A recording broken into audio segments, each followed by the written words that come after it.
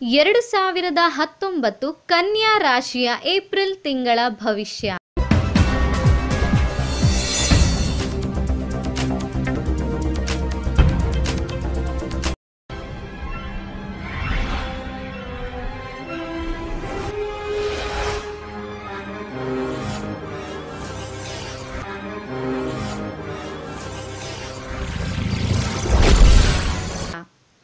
ನಿಮ್ಮ ಅನಿಸಿಕೆಗಳನ್ನು ಇತರರೊಂದಿಗೆ ಹಂಚಿಕೊಳ್ಳಬೇಡಿರಿ.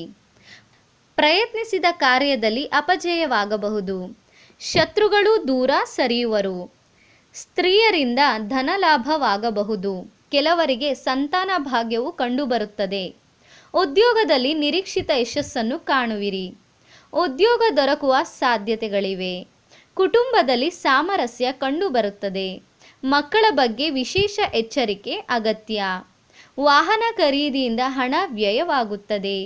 ವಿನಾಕಾರಣ ತಿರುಗುತ್ತಿರುತ್ತೀರಿ. ಸಹೋದ್ಯೋಗಿಗಳಿಂದ ಸಹಾಯ ಪಡೆಯುತ್ತೀರಿ.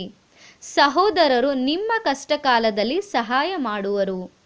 ತಂದೆ ಮಾವ ಸ್ತ್ರೀಯರಿಂದ ದ್ರವ್ಯ ಲಾಭವಾಗುವುದು. ಕುಟುಂಬದ ಕಲಹಗಳು ಕಡಿಮೆಯಾಗಬಹುದು. ಹಿತಶತ್ರುಗಳ ಕಾಟ ಜಾಸ್ತಿಯಾಗುತ್ತದೆ. ಮನೆಯಲ್ಲಿ ಶುಭ ಕಾರ್ಯಗಳು ನೆರವೇರುತ್ತವೆ. ಗಣ್ಯ ವ್ಯಕ್ತಿಗಳ ಪರಿಚಯವಾಗುತ್ತದೆ. ನ್ಯಾಯಾಲಯದ ತೀರ್ಪು ನಿಮ್ಮ ವಿರುದ್ಧ ಬರಬಹುದು. ಸಮಾಜ ಸೇವಕರಿಗೆ ಸಮಾಜದಲ್ಲಿ ಗೌರವ ದೊರೆಯಲಿದೆ. ವಾಹನವನ್ನು ಎಚ್ಚರಿಕೆಯಿಂದ ಚಲಾಯಿಸಿ. ಅಪಘಾತವಾಗುವ ಸೂಚನೆಗಳಿವೆ.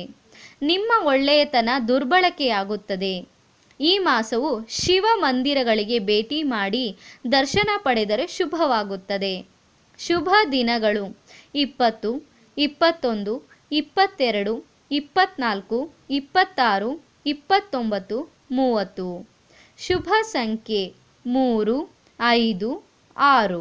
ಮಕ್ಕಳಲ್ಲಿ ಬುದ್ಧಿಶಕ್ತಿ ಏನೇ ಮಾಡಿದ್ರೂ ಸಹ ಹೆಚ್ಚಿಗೆ ಆಗ್ತಿಲ್ಲ ಅನ್ನೋರು ಶಾಸ್ತ್ರದ ಪ್ರಕಾರ ಈ ಸುಲಭ ಪರಿಹಾರವನ್ನು ಮಾಡಿಕೊಳ್ಳಿ.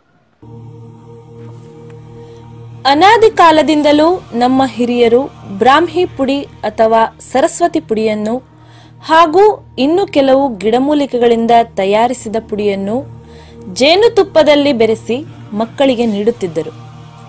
ಇದು ತುಂಬಾ ಪುರಾತನ ರಾಜಮನೆತನಗಳ ಪದ್ಧತಿಯಾಗಿದ್ದು, ಈ ರೀತಿ ಮಾಡುವುದರಿಂದ ಮಕ್ಕಳಲ್ಲಿ ಜ್ಞಾಪಕ ಶಕ್ತಿ ದಿನೇ ದಿನೇ ವೃದ್ಧಿಯಾಗುವುದರಲ್ಲಿ ಎರಡು ಮಾತಿಲ್ಲ.